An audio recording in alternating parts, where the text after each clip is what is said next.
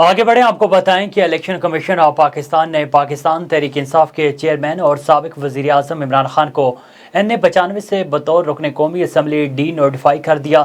یاد رہے کہ توشہ خانہ کیس میں الیکشن کمیشن آف پاکستان نے پاکستان تحریک انصاف کے چیئرمین عمران خان کو نائل قرار دیا تھا اور ان کی آبائی نشست خالی قرار دے دی تھی۔ اب الیکشن کمیشن آف پاکستان نے پی ٹی آئی چیئرمین کی نشست خالی قرار دے دی اور ڈی نوٹیفائی کرنے کا نوٹیفیکیشن جاری کر دیا۔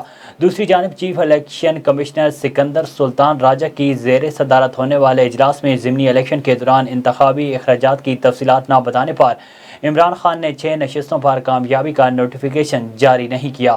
دوسری طرف الیکشن کمیشن آف پاکستان نے سابق وزیر اعظم کو این اے 45 کرم سے الیکشن لڑنے کا اہل قرار دے دیا۔